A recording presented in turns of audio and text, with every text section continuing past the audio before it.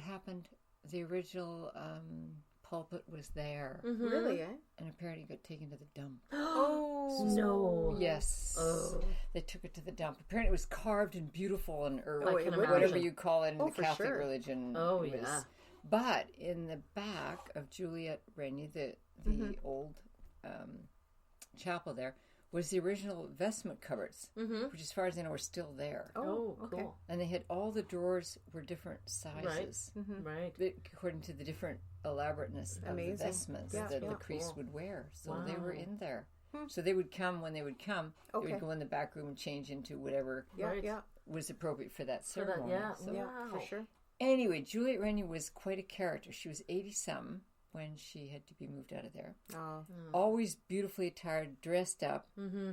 And so she rented out spaces. So she only put partitions up. Okay. Sometimes they shared bathrooms up in the top level. I think I told you, under the eaves. Really? Those used to be bathrooms. And when I took it over, the toilets were still there. Oh. Like in front of the window. Oh. Awkward. That had little... Was it a beautiful window? Little curtains. Well, they had little curtains. And I don't know, who's going to use the toilet through the window? Oh, look, it's a full Seriously. moon. Oh, wait. Oh. Seriously.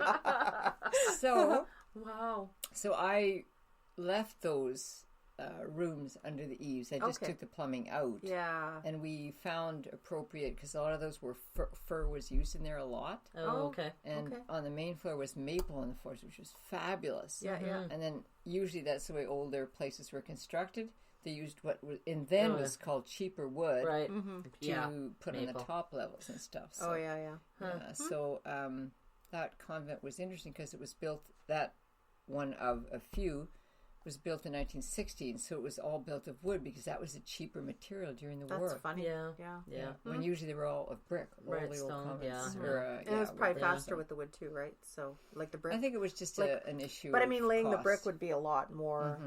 Easier to Maybe, to get though. It's not like you're going to be limestone, but you know, but the wood is right there, right? But Juliette Renier was a character, and there are other stories about her activities in the convent, which shall go on recorded, probably. Which I only found out later from George the Seppler, my partner here in the store. Yeah. Okay. Yes, he knew all about the other aspect of Juliette Renier, which I did not know about. Oh, there was a little bit of... Chickawalla. Yes, my. Yes, there was. Well, no wonder the nuns were pissed off. Yeah. No wonder. She got them all stirred up. Yeah, no kidding. All these mixed up spirits in the convent. Oh, like, I can imagine. They're like, the oh my God. Yeah. No wonder they were upset. Yeah. When I They probably had one eye covered and like, what's going on here? Oh, What kind of shit's going on here? So when I took it over, I wanted to open the Nun's Kitchen restaurant in there. So I built an addition onto the building prior to it being designated a historic site. It is a historic site. Yeah. So prior to that, so I added the addition on to what looked like a cement bunker sticking out from the convent. Okay. Yeah. And that's where the nuns would serve the priests meals. Right. So the same takeout window that was always there when the food came out of our Nun's Kitchen was really the Nun's Kitchen. Oh, okay. And then there was the original clock. Oh, cool. That original clock existed in there. It was still there. Wow. Yeah. Amazing. And then finally I did some stupid thing, like I sold it to somebody. They came out about 3 times, and finally I gave up and just sold them the clock. Oh, well. That's okay. What can you do? That's okay. As long as somebody's you didn't get rid of I know. you didn't get rid of the pulpit. Now that person, I know. like, It's one thing to sell it to somebody that's going to enjoy it, and another thing to take it to the... I know. Yeah, well, that was all right. Yeah. So anyway, I cantilevered out and built over top of the cement part that had been additioned onto the original convent, and opened the Nun's Kitchen there. So that was fine. But in order to redo the whole building, which needed to be done, like take the partitions out, do all the necessary renovations, I wanted to open in May. So I took it over probably like something like January 1st or something like that. Okay, so when I was redoing it, or we were redoing it, I had a wonderful company who did my plans, and then there was 2 men from the area there who were helping me out with it. Anyway, so I took it over in January, and all of a sudden, I knew they were working on the interior of it. Okay. And the pipes they had found that they dug into all, they found that the pipes from the old radiators were in the walls. Oh.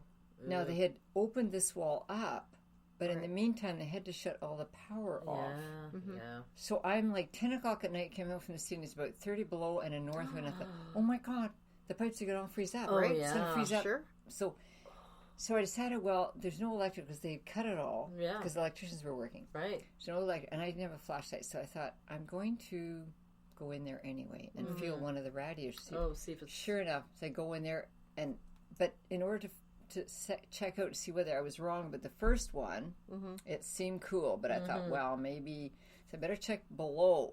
Yeah. So now I'm like in the total dark. And I'm thinking, oh my God. In the nunnery. I And shit it's my cold. pants. And it's cold. Because we had the heat turned down. I thought, but I just couldn't bear anything to be frozen up. No. Because I love the building. Oh, yeah.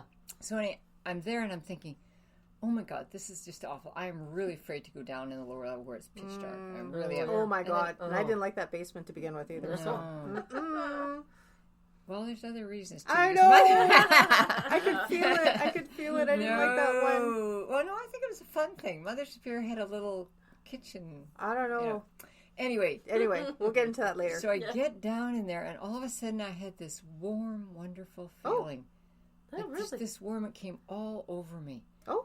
It was wonderful. Oh. It was like, don't be scared. Oh, really? It's all great. Oh, good. This is Because fine. I think probably because they knew you were there to help. Yes. the house, yes. I think so. You were there to make things good. Yes. You had good intentions, right? I think so. Right. So it was just this warm, wonderful feeling came over. And I carried on, and then I went back up and found a phone. Not there.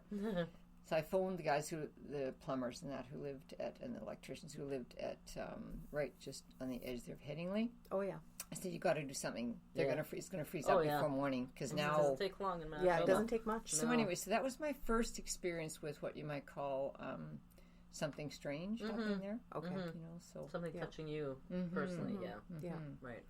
But these various elements of strange occurrences kept happening depending on whether they liked the tenants, because, see, I rented spaces out. Right.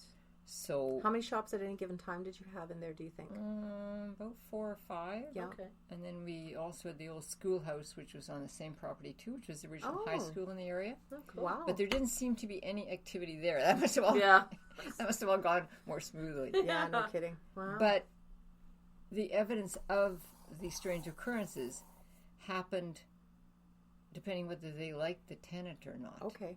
It was very strange. Like a backlash almost, right? Really? Wow. So the one woman came in one day and she was terrified. She'd come into her shop, and there was even frames upside down in the middle of the floor, not broken, but upside down. And this was the art gallery on in the loft? No, this was the first shop on the left. Oh, It was I didn't know called about that.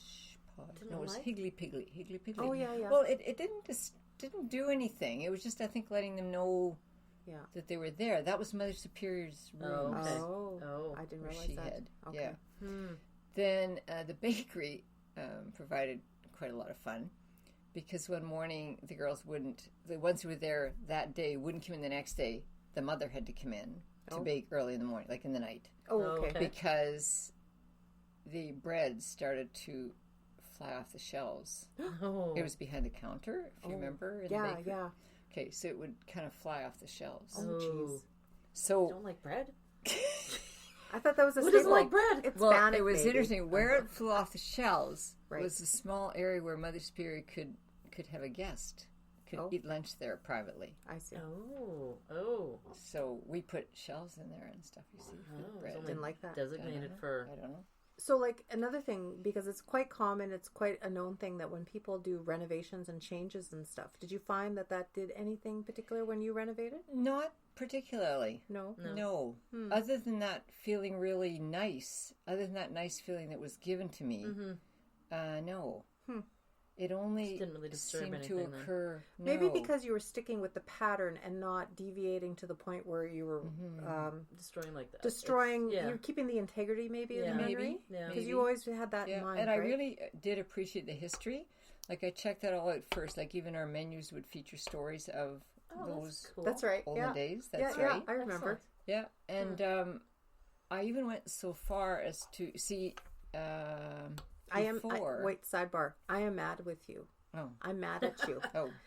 Because you had those such nice Friday night candlelit dinners. I know. And I never got, it's just timing. We never, and by the take time. the bulbs out of the wall sconces. Yeah, Oh. it was all the windows, right, nice. as the prairie sun setting, right? Beautiful. And then all the candlelit restaurant. Yeah. It was so Beautiful. tranquil. It was so Tons beautiful. of windows like this, so you could see, Oh. not at one glance, you could see the Oxbow, the river, and the beautiful. trees and everything, flowing river. Well, not flowing, but in the Oxbow part. Then the old Roman Catholic Church was right there, right beside it. So you could walk over and visit the graveyard if you wanted. Sure, after dinner. After dinner for a little romantic After stroll. dinner, a little stroll. Yes. I don't know about you girls, but nothing Would you says like a romance. Braylon ghost, or Yeah, which like a one little would you ghost. like? Nothing says romance like taking a stroll through the graveyard. Oh, sure. Hello.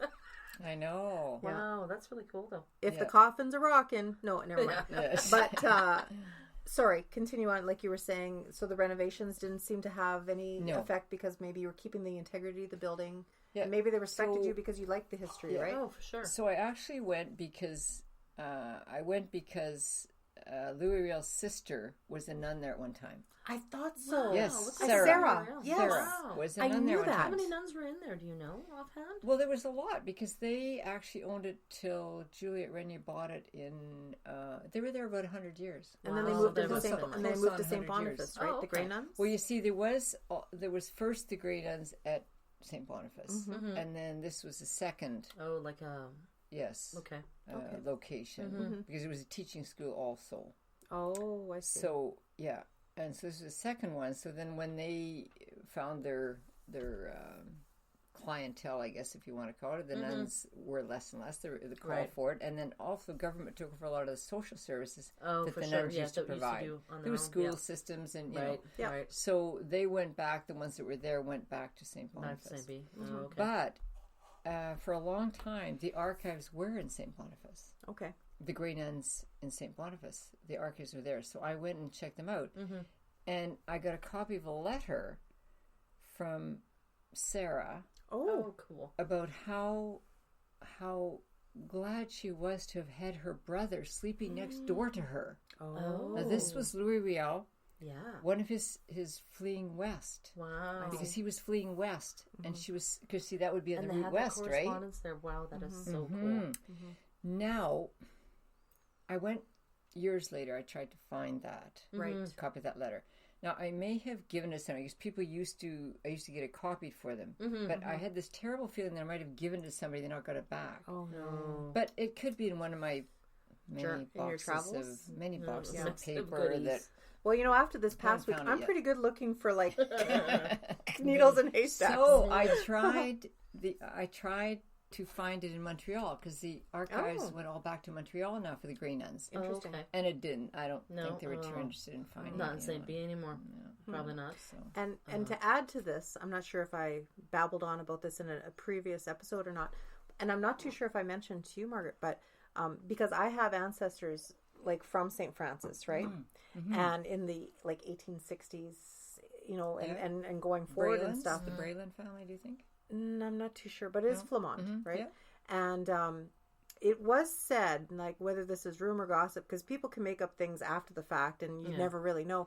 But apparently I had an ancestor that actually hid Louis Riel and his men for like a weekend, like for a few days. Yes, and I always wondered if it wasn't out here somewhere, and maybe it was, right? Could have very well been, yeah. You know, like in this vicinity, right? Yeah, you know, very well be. And who knows if it's true or not? I've never really been able to substantiate that. I know. Because back in those days, nobody would admit to it, right? No. No, for someone, you see, the quarries, this is the reason why this town is here. Right. The quarries. So the CPR built a spur line out here. Okay. To take away the quarried stone. Oh, yeah. The limestone, whatever. From really early days. So there would have been a rail spur out here. Oh, yes. From the 1800s. Right. Sure, absolutely. So it got taken out, of course, but it was here originally. So I don't know the date that they actually, but that's the second CPR hotel there. Oh, yeah. Really big. She's pointing to a picture in her, her staff room of Stonewall. Wonderful Very stuff cool. in here. It's excellent. Anyway, so in the nunnery, yes, continuously there were episodes of retaliation, presences, maybe. Yeah. So after there came a woman who owned the gallery on the top level, and turned out to be not too nice a lady, and I can say that because the nuns may have gotten their retribution to her later. So, which sounds pretty ominous, but it's possible. Rulers on the knuckles? It's possible. So anyway, they really did not care for her too much. So one time, and